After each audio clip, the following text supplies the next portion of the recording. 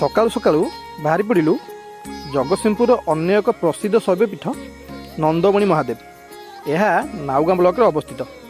जगतसिंहपुर पटे आसिले अलणाहाट मुंडाल कंटुणिया हाट दे मंदिर पाखे पहुँची पारे। यही गाँटीर नाम नंदीग्राम। नंदमणि विशेषत्व है एठारे एक अर्गली अच्छी। कथार अच्छी जदि कौन लोक चोरी कर नंदमणि पाखक आसिले अर्गली पशिले अर्गली पड़ज।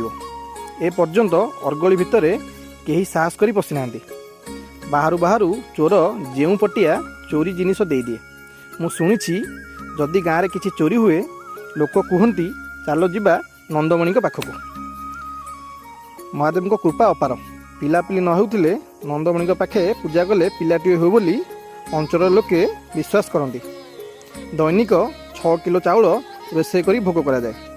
दोल पूर्णिमा एठारे बड़ पूजा करा जाए। जदि आपण अंचल एमती किसी किंवदंती मंदिर अच्छी कमेंट रे जणातु।